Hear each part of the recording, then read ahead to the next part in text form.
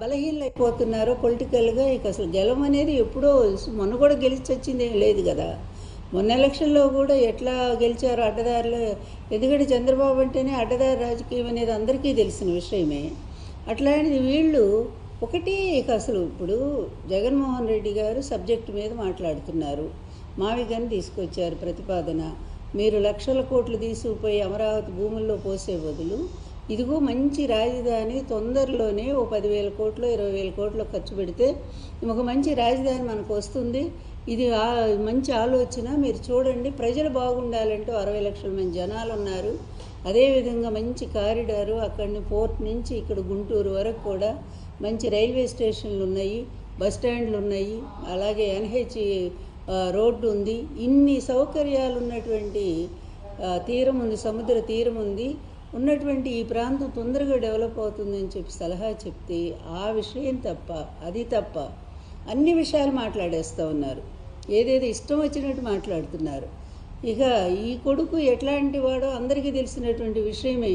అలాంటి ఓ పనికిమాలాన్ని తీసుకొచ్చి ముఖ్యమంత్రిని చేయటం కోసం ఆయన ప్రమోట్ చేసుకునే పనిలో భాగంగా పిచ్చి పిచ్చి పనులన్నీ కూడా చంద్రబాబు చేస్తున్నాడు, అతని కొడుకు కూడా చేస్తున్నాడు. అసలు పిచ్చి పనుల్లో కల్లా పిచ్చి పని ఏంటంటే మొన్న విజయమ్మ గారికి పుట్టినరోజు ఆయన శుభాకాంక్షలు పంపటం ఏంటి అసలు ఇది? ముందు నీ కుటుంబం ఏంటో చెప్పయ్యా లోకేష్. నువ్వెంత, నీది ఏమిటి అసలు? జగన్ ముందు నీ స్థాయి ఎంత?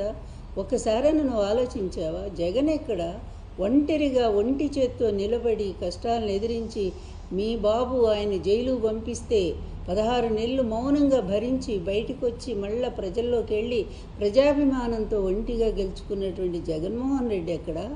ఈవీఎంల సాయంతో మరి అడ్డదారిలో గెలిచినటువంటి నువ్వే ఇక్కడ.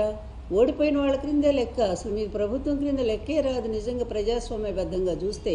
అట్లాంటి నువ్వేదో పెద్ద రాజకీయం చేస్తున్నట్టు. జగన్ గారి కుటుంబం మీకు ఎందుకయ్యా బాబు? నీ కుటుంబం సంగతి చెప్పండి ముందు. మీ కుటుంబ పరిస్థితి ఏమిటి అసలు? మీ మేనత్తలను ఎప్పుడైనా నువ్వు చూసావా సరిగా? నాకు తెలిసి ఎప్పుడు మీ అమ్మకి మీ నాన్నకి పెళ్ళైన కొత్తలో వాళ్ళు ఒక్కసారి ఇంటికి వచ్చినట్టు గుర్తు. అది మీ తాత మీ అమ్మమ్మ కూడా, అమ్మమ్మ కాదు నాయనమ్మ, వాళ్ళు ఒక్కసారి వచ్చినట్టు గుర్తు నాకు. అంతకు మించి నేను ఏనాడు కూడా వాళ్ళని చూడలా. మరి సొంత కుటుంబం పేదవాళ్ళని చెప్పి వాళ్ళది పూరిళ్ళని చెప్పి మరి అదేవిధంగా 2 ఎకరాలు అతి పేదవాళ్ళని చెప్పి వాళ్ళని దూరంగా పెట్టినటువంటిది మీ అమ్మ. ఎందుకంటే మీ నాన్నకన్నా తల్లిదండ్రులు అలాగే తోడబుట్టిన వాళ్ళని చూడటానికి కూడా అతను దొంగచాటుకి వెళ్ళేవాడు. మీకు తెలుసా లోకేష్? నీకేమి తెలియదు, నేను చెప్తా విను మీ చరిత్ర అంతా కూడా. ఆయన మినిస్టర్గా ఉన్నప్పుడే పెళ్ళైపోయిన తర్వాత దొంగచాటుగా వాళ్ళని చూడటానికి వెళ్ళేవాడంటే నువ్వు అర్థం చేసుకో. అంటే మీ అమ్మ ఎంత కంట్రోల్ పెట్టిందో ఆ కుటుంబం అంటే వాళ్ళకి, మీ అమ్మకి ఎంత రోతో ఎంత అసహ్యమో ఇంకా చాలా ఉన్నాయి చెప్పాలంటే కూడా. అసలు అట్లా ఆ కుటుంబాన్ని ఒక్కసారి కూడా భోజనానికైనా పిలిచిందా మీ అమ్మ? ఏ రోజు పిలవలా.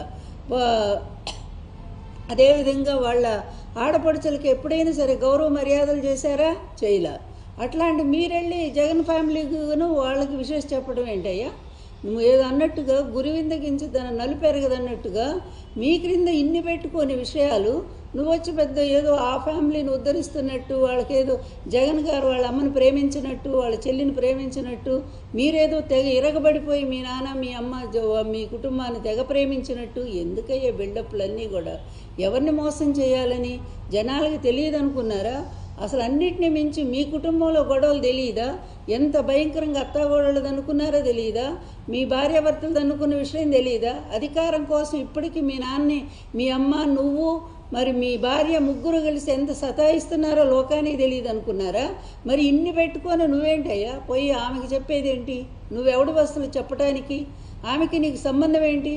ఎప్పుడన్నా చెప్పావా ఇంతకుముందు? ఆమెనే కదా, ఆమె పాత్రనే కదా ఇష్టం వచ్చినట్టు మాట్లాడావు నువ్వు.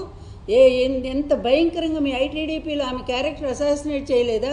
ఇదే షర్మిల క్యారెక్టర్ అసాసినేట్ చేయలేదా? దిక్కుమాలినటువంటి ఈ చెల్లెళ్ళు వీళ్ళంతా కూడా ఈ విధంగా వ్యవహరిస్తూ ఉంటే ఈ నిజంగా ఒక రాజకీయాలకి కుటుంబాలకు కూడా మచ్చే. వీళ్ళు అంత అమ్ముడు పోతే పోండి, కానీ ఈ విధంగా సొంత కుటుంబాన్ని బజార్ని వేసుకునే ఒక దౌర్భాగ్య పరిస్థితి షర్మిల చేస్తూ ఉంది. ఆవిడకి ఒత్తాసగా మీరు నిలబడ్డారు. ఆ కుటుంబాన్ని చీల్చింది మీ నాన్నే, అందరికీ తెలిసినటువంటి విషయమే. కానీ ఎదుటి కుటుంబాలను చీల్చి మీరేదో సాధిస్తారనుకుంటే ప్రజల్లో మీరు మరింతగా పలచనైపోతున్నారనే విషయం అది మీకు తెలియట్లా, మీకు తెలియదు కూడా. ఎందుకంటే మీ ఇది ఉంది కదా, మీ మీడియా ఉంది కదా, మీ పచ్చ మీడియా, మీ కళ్ళకు గుడ్డలు కప్పేసి పూర్తిగా గంతలు కట్టేసి అదిగో జనాలు మిమ్మల్ని అంత మెచ్చుకుంటున్నారని మీడియా చూపించడం వల్ల మీరు గుడ్డి వాళ్ళలాగా ప్రవర్తిస్తూ ఉన్నారు. విజయమ్మ గారికి మీకు సంబంధం ఏంటి? షర్మిలకు మీకు సంబంధం ఏంటి? రాజకీయంగా షర్మిలాను విడదీశారు. మీ పలుకుబడితో కాంగ్రెస్లోనూ మీ నానే ఉంటాడు, ఇటు బీజేపీలో మీ నానే ఉంటాడు, కమ్యూనిస్టుల్లో మీ నానే ఉంటాడు. ఎందుకంటే ఆయన ఒక సిగ్గుమాలిన రాజకీయం కనుక, ఆయనకి ఏ రాజకీయం ఇంకేమి విలువలే లేనటువంటి వ్యక్తి కనుక అన్ని పార్టీలతో సంబంధం పెట్టుకుంటాడు. ఒకవైపు పార్లమెంట్లో బిల్లు వ్యతిరేకంగా మహిళలకు వస్తే మీ ఆడవాళ్ళు, మీ ఎమ్మెల్యేలు, ఎమ్మెల్సీలంతా పోయి రేవంత్ రెడ్డిని కలుస్తారు. ఎవరు ఎగనెస్ట్గా బిల్లుకు వ్యతిరేకంగా చేశారో వాళ్ళతో పోయి చేయగలుగుతారు. ఏమిటిది? ఇదా మీ దరిద్రపు రాజకీయం? ఇంత విలువలు లేనటువంటి నీచ రాజకీయాన్ని చేస్తే మీరు ఏదో జగన్మోహన్ రెడ్డి గారు కుటుంబంలో చిచ్చు పెట్టాలని చిచ్చు పెట్టారు కూడా. మీరు అన్నా చెల్లెళ్ళని విడదీసిందే మీరు.